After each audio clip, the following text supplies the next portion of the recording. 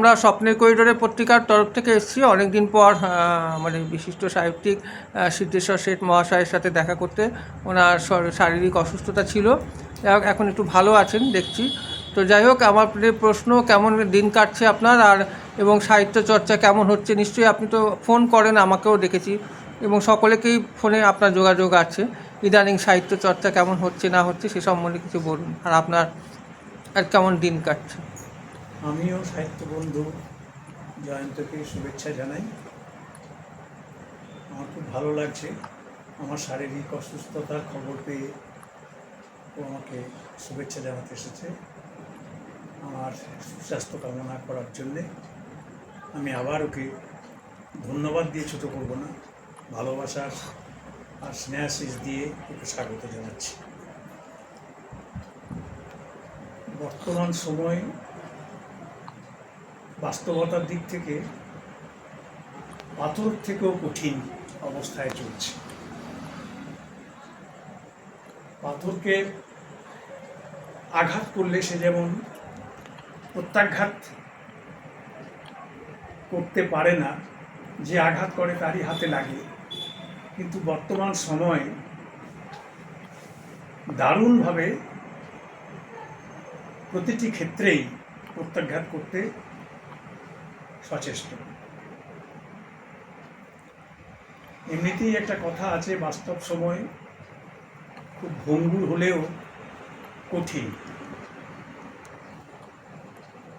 মানুষ আশাবাদী এবং মানুষ বিশেষ করে সংস্কৃত মনস্ক মানুষেরা কখনোই শেষ বলে কোনো কিছুকে মানতে চান না। তারা প্রত্যেকটা বিষয়ের মধ্যেই এমন কিছু অনুষঙ্গ খুঁজে পান যার মধ্যে আগমনীর সুরের সঙ্গে একটা ভালোবাসা জড়িয়ে থাকে, এবং সেই ভালোবাসা শুভবুদ্ধি সম্পন্ন মানুষ সবসময়ই চায় এটি শাশ্বত হয়ে থাকে। মানুষ সাধারণত অল্পেতে সন্তুষ্ট নয়, তার চাওয়ারও সীমা পরিসীমা থাকে না। সে যে কোনো বিষয়েই হোক না কেন, পারিবারিক বিষয়ে, পরিবারের মধ্যে পারস্পরিক সম্পর্কের ক্ষেত্রে, অর্থনৈতিক ক্ষেত্রে, কেউ যদি ব্যবসায় জড়িয়ে থাকেন ব্যবসার ক্ষেত্রে, আরও আরও আরও আরও বেশি চাওয়ার একটা প্রবণতা। সাংস্কৃতিক জগতের ক্ষেত্রে এই চাওয়াটা অবশ্যই প্রার্থনীয় এবং কাম্য, কারণ এই জগতের ভালো দিকটা যত বেশি করে প্রস্ফুটিত হবে তত মানুষের মধ্যে একটা মঙ্গল চিন্তা জন্ম হবে, যা মানুষকে, বিশেষ করে শুভবুদ্ধি সম্পন্ন মানুষকে উৎসাহিত করবে। দুর্গাপুরে বর্তমানে সাহিত্যের একটা নতুন জোয়ার এসেছে। এমনিতেই বাস্তবে দুর্গাপুর হচ্ছে শিল্পনগরী, বিভিন্ন ধরনের শিল্প এখানে গড়ে উঠেছে, এবং দীর্ঘদিন ধরে শিল্পের শাখা প্রশাখায় দুর্গাপুর আক্ষরিক অর্থে শিল্পনগরী হয়ে উঠেছে বেশ কিছুদিন ধরে। পাশাপাশি দুর্গাপুরকে এখন সবুজ নগর বলা হচ্ছে এই জন্যে যে শিল্পের পরিসীমার বাইরে দুর্গাপুরের শিক্ষার দিকটা, সংস্কৃতির দিকটা ক্রমশ বৃদ্ধি পাচ্ছে এবং উজ্জ্বল থেকে উজ্জ্বলতর হয়ে উঠছে। বিভিন্ন মানসিকতার মানুষ এখানে এখন বসবাস করছেন, এবং তাদের মধ্যে আমি বলবো যে বিভিন্ন ধরনের ফুল গাছ যেমন তাদের নিজস্ব শোভা বৃদ্ধির সঙ্গে সমবেতভাবে একটা মঙ্গলের সুবাতাস বয়ে দেয়, তেমনি দুর্গাপুরের সংস্কৃতির জগৎটা ক্রমশ স্বচ্ছ থেকে স্বচ্ছতর হচ্ছে এবং সাংস্কৃতিক জগৎকে মানুষকে বেশি করে আকৃষ্ট করছে। বর্তমান সময়ে দুর্গাপুরে কয়েকটি সাংস্কৃতিক প্রতিষ্ঠান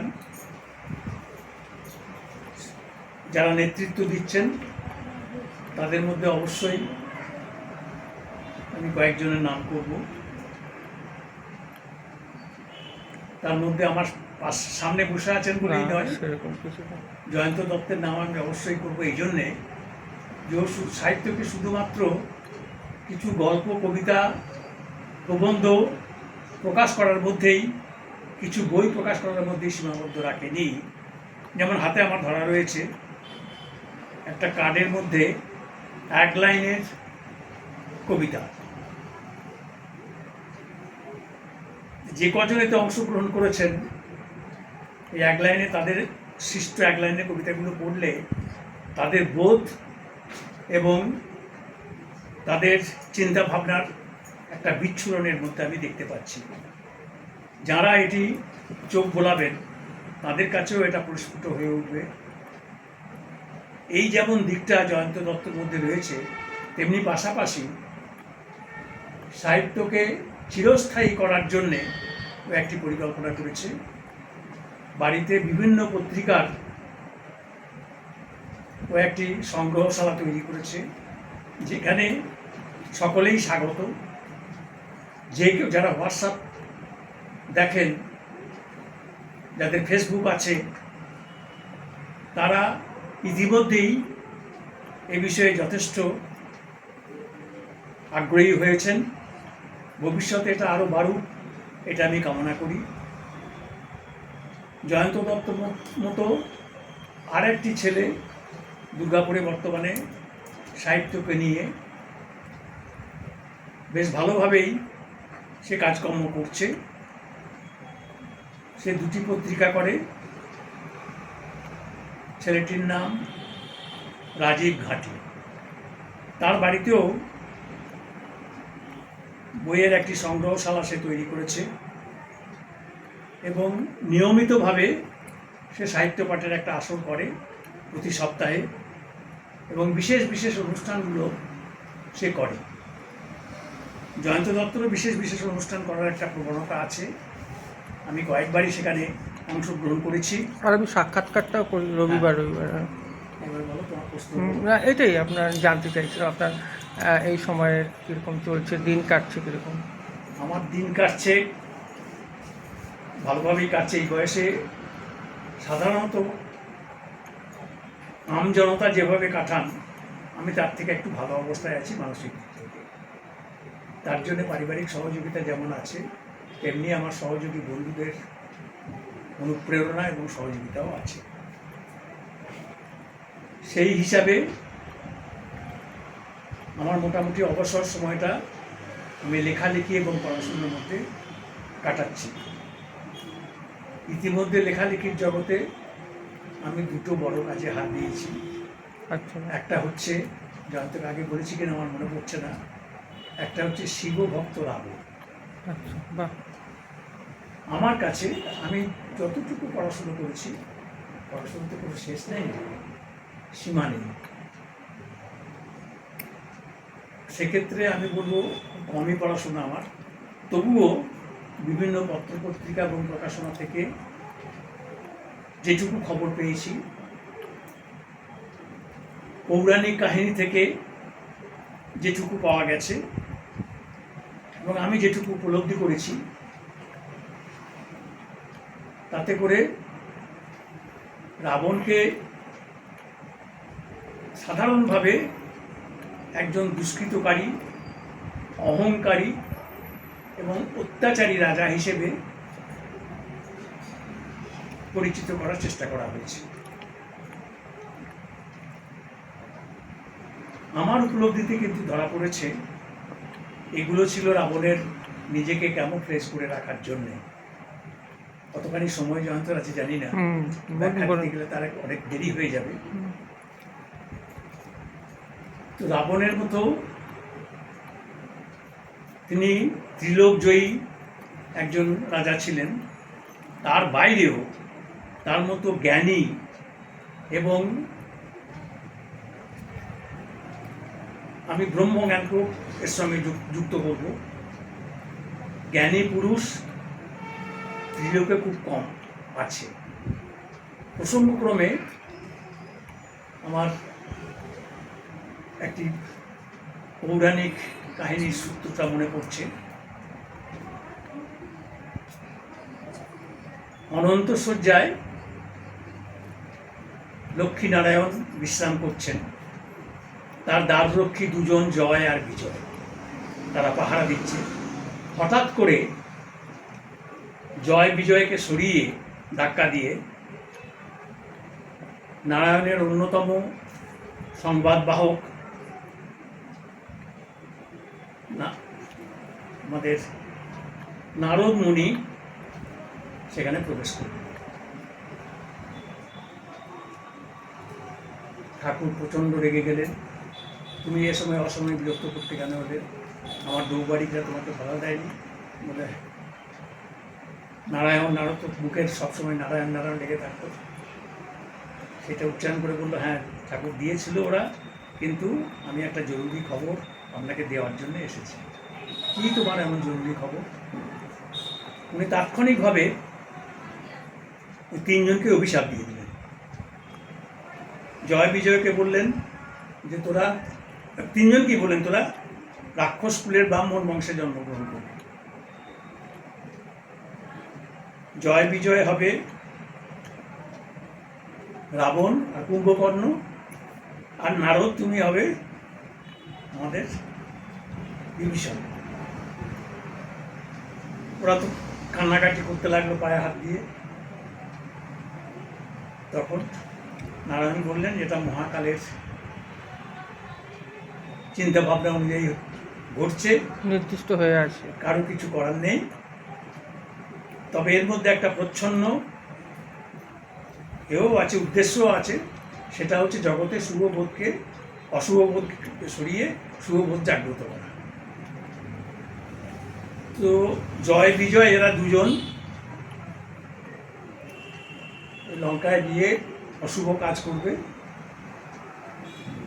আর নারদ সে বিভীষণ হয়ে একটা সমঝোতার মধ্যে থাকবে, চেষ্টা করবে সমঝোতা আনতে। আমিও তোমাদের সঙ্গে মনুষ্য দেহে আবির্ভূত হব অবতার হয়, এবং তোমরা আমাকে প্রতিহত করার চেষ্টা করবে। আমাকে যত অত্যাচার করবে আমি তত তোমাদেরকে, তোমাদের ওই অত্যাচারী মানসিকতাটাকে সরিয়ে দেওয়ার চেষ্টা করব। যত তোমরা বেশি করে করবে তত তাড়াতাড়ি তোমরা মুক্ত হবে।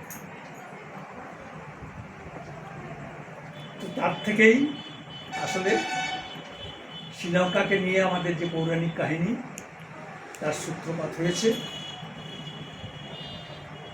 তো আমি যেটা বলছিলাম যে রাবণের মতো স্থিতজ্ঞ এবং জ্ঞানী পুরুষ ত্রিলোকে দ্বিতীয়টি ছিল না সেই পৌরাণিক যুগেও।